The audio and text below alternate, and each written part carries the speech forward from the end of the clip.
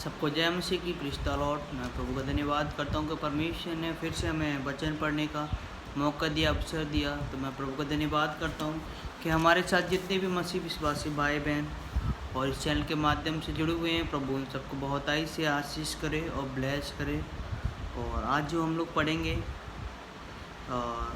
Abraham के जीवन में परमेश्वर की क्या बुलाहट थी, कि अब्राहम के जीवन में परमेश्वर की क्या बुलाहट थी। हालेलुया। तो हम इस वचन से पहले एक छोटी सी प्रार्थना करेंगे, उसके बाद हम लोग वचन में चलेंगे। तो चलिए हम लोग मिलकर प्रार्थना करते हैं। अपनी आंखें बंद करें और जितने लोग देख रहे हैं, परमेश्वर को बहुताई से ब्लेस करें। धन्यवाद यीशु, धन्यवाद यीशु, धन्यवाद यीशु, धन्यवाद यीशु, धन्यवाद यीशु। Thank you Jesus. और प्रभु जी हम धन्यवाद करते पिता परमेश्वर इस सुंदर दिन के लिए। परमेश्वर हम तेरे समीप तेरे चरणों के पास आते प्रभु जी। हम धन्यवाद करते पिता परमेश्वर। प्रभु जी आप महान हैं, आप भले हैं, आप दयावान परमेश्वर, आपकी महिमा अपरंपार है प्रभु जी। हम धन्यवाद करते हैं प्रभु, आपने फिर से हमें एक नए जीवन में प्रवेश किया, फिर से अपने पास, अपने समीप, अपने वचनों के पास बुलाया प्रभु।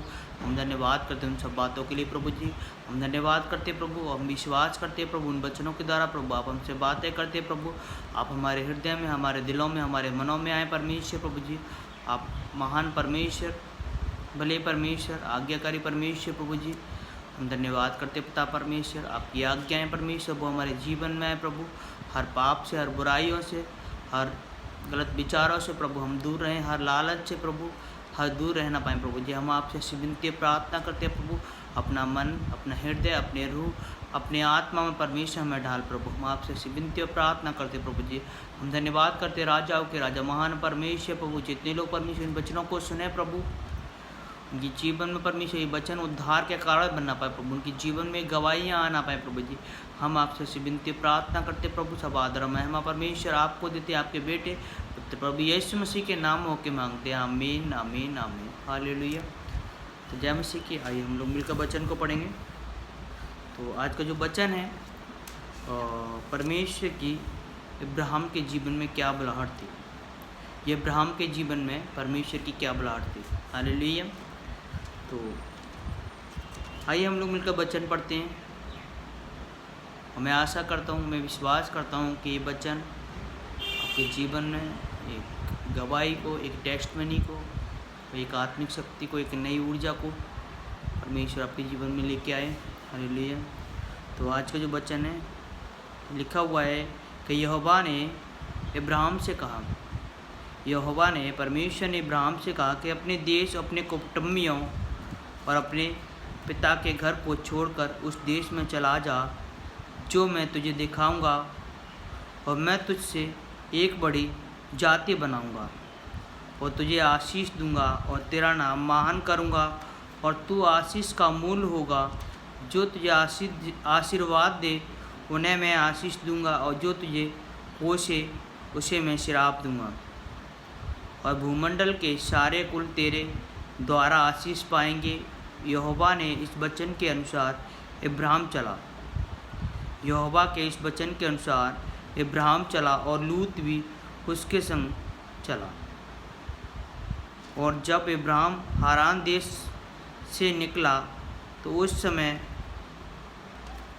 वह 75 वर्ष का था। तो इस प्रकार अब्राहम अपनी पत्नी सारा और अपने भतीजे लूत को जो धन उन्होंने इकट्ठा किया और जो प्राणी उन्होंने हारान से में प्राप्त किए, सबको लेकर कनान देश को निकल चला।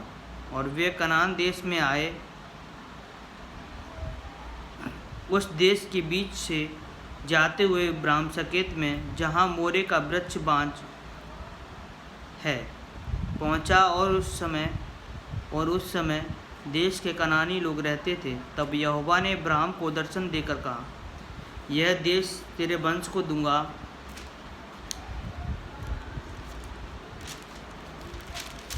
यह वंश मैं तेरे देश को दूंगा। और उसने वहाँ यहोवा के लिए, जिसने उसे दर्शन दिया था, एक वेदी बनाई। फिर वहाँ से आगे बढ़कर वह उस पहाड़ पर आया और बैतलहम की पूर्व ओर और अपना तंबू उस स्थान में खड़ा किया जिसके पश्चिम की ओर तो बैतलहम और पूर्व की ओर ये है कि वहाँ भी उसने यहोवा के लिए एक वेदी बनाई और यहोवा ने प्रार्थना की। और इब्राहिम आगे बढ़ के दक्षिण देश की ओर चल दिया। दक्षिण देश की ओर चल दिया तो मिस्र देश में अब्राहम, तो उस देश में अकाल पड़ा, इसीलिए इब्राहिम मिस्र देश को चला गया कि वहाँ परदेशी होकर रहें, क्योंकि देश में भयंकर अकाल पड़ा था। फिर ऐसा हुआ कि मिस्र के निकट पहुंचकर उसने अपनी पत्नी सारा से कहा कि सुन, मुझे मालूम है कि तू एक सुंदर स्त्री है। जब मिस्त्री तुझे देखेंगे तब कहेंगे कि यह उसकी पत्नी है, इसीलिए वे मुझको तो मार डालेंगे, पर तुझको जीती रख लेंगे और तुझको मुझे मार डालेंगे पर तुझको जीवित रख लेंगे। अतः यह कहना है, मैं उसकी बहन हूँ, जिससे तेरे कारण मेरा कल्याण हो और मेरा प्राण तेरे कारण बच जाए।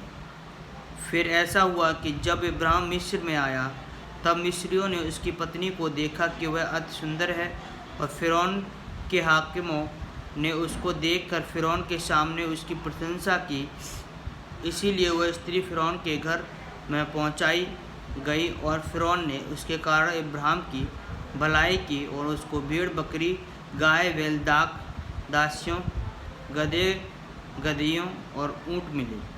परंतु यहोवा ने फ़िरौन और उसके घराने पर इब्राहिम की पत्नी सारे को कल्याण बड़ी बड़ी विपत्तियाँ डाली। तब फ़िरौन ने इब्राहिम को बुलवा कर कहा, तूने मेरे हाथ यह क्या किया?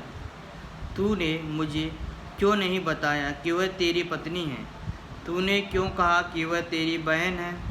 तो मैंने उसे अपनी ही पत्नी बनाने के लिए लिया है। परंतु अब अपनी पत्नी को लेकर यहाँ से चला जा। और फ़िरौन ने अपने आदमियों को उसके विषय में आज्ञा दी और उन्होंने उसको उसकी पत्नी को सब संपत्ति सहित जो उसकी थी विदा कर दिया।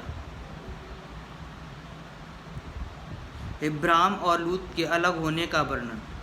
तब इब्राहिम अपनी पत्नी और अपनी सारी संपत्ति लेकर लूत को भी संग लिए हुए मिस्र को छोड़कर कनान दक्षिण देश में गया। इब्राहिम भेड़ बकरी, गाय बैल, सोने रूपी का बड़ा धनी था। फिर दक्षिण देश में चलकर बैतलहम के पास उसी स्थान में पहुंचा जहां पहले से अपना तंबू खड़ा किया था, जो बैतलहम और ए के बीच में। यह स्थान वह वेदी का है जिसे उसने पहले बनाई थी। वहाँ इब्राहिम ने फिर यहोवा से प्रार्थना की कि लूत के पास भी, जो इब्राहिम के साथ चलता था, भेड़ बकरी, गाय बैल और तंबू भी थे। इसीलिए उस देश में उन दोनों के लिए पर्याप्त स्थान ना था कि वे इकट्ठे रहें, क्योंकि उनके पास बहुत धन था, इसीलिए वे इकट्ठे ना रह सके। इब्राहिम और लूत की भेड़ बकरी और गाय बैल के चरवाहों में झगड़ा हुआ। तो उस समय कनानी और परिज्जी लोग उस देश में रहते थे। तब इब्राहिम लूत से कहने लगा कि मेरे और तेरे बीच और मेरे और तेरे चरवाहों के बीच में झगड़ा ना होने पाए, क्योंकि हम लोग भाई बंधु हैं। क्या सारा देश तेरे सामने नहीं? इसीलिए मुझसे अलग हो जा। यदि तू बाईं ओर जाए तो मैं दाईं ओर जाऊंगा, और यदि तू दाहिनी ओर जाए तो मैं बाईं ओर जाऊंगा। तब लूत ने आँख उठाकर यरदन नदी के पास वाली सारी तराई को देखा कि वह सब सिंची हुई है। तब यह यहोवा के सदोम और आराम को नष्ट किया। तब तक सोअर के मार्ग तक वह तराई यहोवा की वाटिका और मिस्र देश के सामने उपजाई। इसीलिए लूत अपने लिए यरदन नदी की सारी तराई को चुन के पूरब की ओर चला, और वे एक दूसरे से अलग हो गए। इब्राहिम कनान देश में रहा, पर लूत उस तराई के नगरों में रहने लगा और अपना तंबू सदोम के निकट खड़ा किया। सदोम के लोग यहोवा के लेखे में बड़े दुष्ट और पापी थे। इब्राहिम और हैरोन का जाना। जब लूत इब्राहिम से अलग हो गया तब उसके पश्चाताप यहोवा ने इब्राहिम से कहा कि आँख उठाकर जिस स्थान को पर तू है वहाँ से उत्तर दक्षिण पूरब की चारों ओर दृष्टि कर, क्योंकि जितनी भूमि तुझे दिखाई देती है उस सब को मैं तुझे और तेरे वंश को युगायुग तक लिए दूंगा, मैं दे दूंगा, और तेरे वंश को पृथ्वी पर धूल के किनकों के समान बहुत बढ़ाऊंगा। तो यहाँ तक कि जो कोई पृथ्वी की धूल किनकों को गिन सकेगा वही तेरा वंश भी गिन सकेगा। उठ और इस देश की लंबाई और चौड़ाई के चल फिर, क्योंकि मैं तुझे तुझी को दूंगा। इसके पश्चाताप इब्राहिम अपना तंबू उखाड़ कर मरमे में बांज वृक्षों के बीच में हरौन में थे जाकर रहने लगा, और वहाँ भी यहोवा की एक वेदी बनाई। इब्राहिम का लूत को छुड़ाना। हालेलुया। तो शिनार के राजा एरमालेप और एलासार राजा अरियोक, एलाम के राजा कदोलारोमर और गोइम के राजा दिलात के दिनों में ऐसा हुआ कि उन्होंने सदोम, जारा, वेरा और अजोरा के राजा विरसा और अदमा के राजा शिनाब और शोम के राजा शमेवर वेला सुअर की कहलाता था। तो इन राजाओं के विरुद्ध युद्ध किया।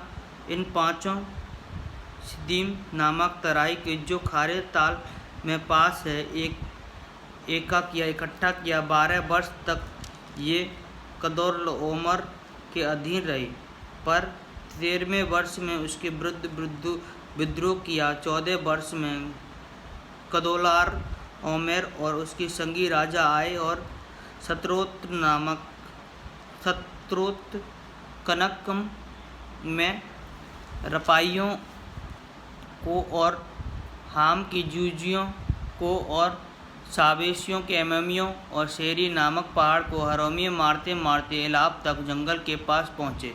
तो वहाँ से वे लौटकर एनीशापत को आए जो कादेश कहलाता था, और अमालिकियों के सारे देश को और उन अमोरियों को भी जीत लिया जो सिस्तोनामार में रहते थे। तब सदोम, अरोम, अदोम, सयोम, बेला, सोयर कहलाता है।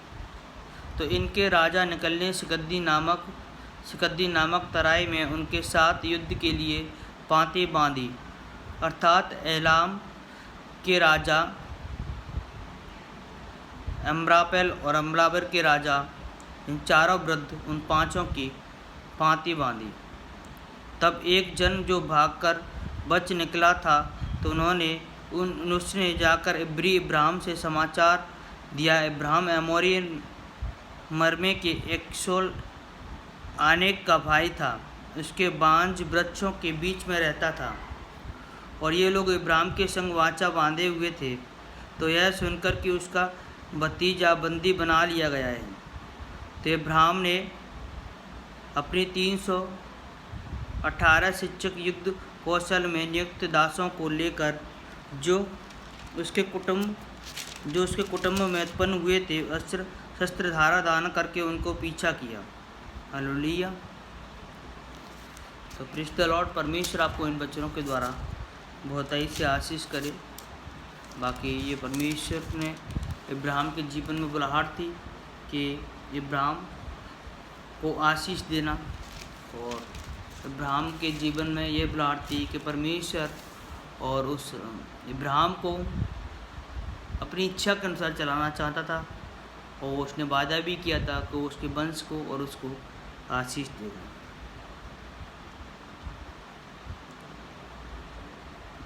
इसमें लिखा है इब्राहिम के साथ यहोवा की वाचा बांधने का वर्णन। उसने क्या बांधी? इन बातों को पश्चाताप यहोवा ने यह वचन दर्शन में इब्राहिम के पास पहुंचा कि हे इब्राहिम मत डर, तेरी ढाल और तेरी अत्यंत बड़ा प्रतिफल मैं हूँ। इब्राहिम ने कहा, हे प्रभु यहोवा, मैं तो निर्वंश हूँ और मेरे घर का वारिस यह दमिश्कवासी एलीएजर होगा, अतः तू मुझे क्या देगा? और इब्राहिम ने, मुझे तो तूने वंश नहीं दिया?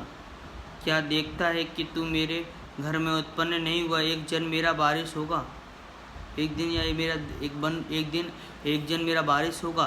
तब यहोवा का यह वचन उसके पास पहुंचा, तो यह तेरा वारिस ना होगा, तेरा और निज पुत्र होगा, मतलब तेरा खुद का एक पुत्र होगा, वही तेरा वारिस होगा।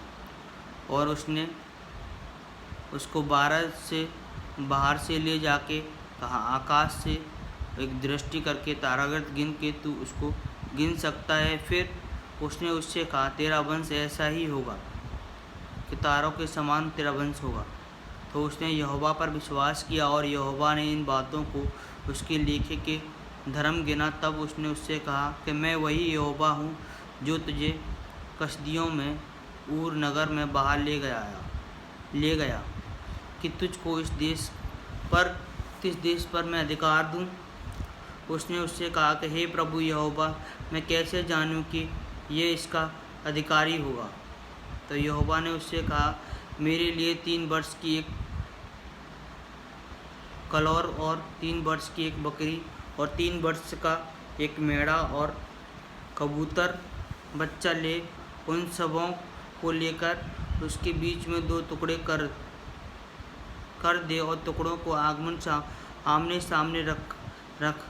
पर चिड़ियों के उसने टुकड़े नहीं किए। तब मांसाहारी पक्षी लोथों पर झपटे, तब इब्राहिम ने उन्हें उड़ा दिया। तब सूर्य अस्त होने लगा। तब इब्राहिम को भारी नींद आई और देखा, अत्यंत भय और महाअंधकार ने उसे छा लिया। तब यहोवा ने इब्राहिम से कहा, यह निश्चय जान ले कि तेरे वंश पराए देश के परदेशी होकर रहेंगे और उस देश के लोग के दास हो जाएंगे, और वे उनको 400 वर्ष तक दुख देंगे। फिर जिस देश के वे दास होंगे उसको मैं दंड दूंगा और उसके पश्चाताप में बड़ा धन वहाँ से लेकर निकल आएंगे। तू तो अपने पितरों के कुशल के साथ मिल जाएगा, तुझे पूरे बुढ़ापे में मिट्टी दी जाएगी।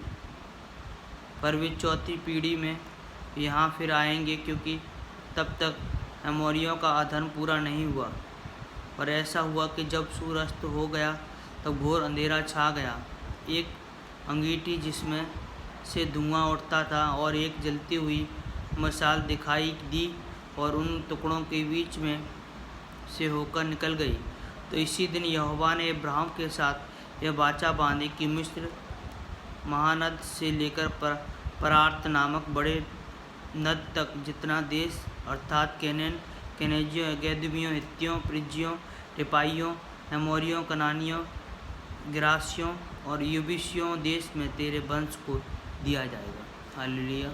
तो सबको जय मसीह के परमेश्वर इन वचनों के द्वारा आपको आशीष करे और इस वचनों को ज़्यादा से ज़्यादा शेयर करें ताकि परमेश्वर के वचन लोगों तक पहुँच पाए। तो ऐसे हम लोग वचन पढ़ते रहेंगे।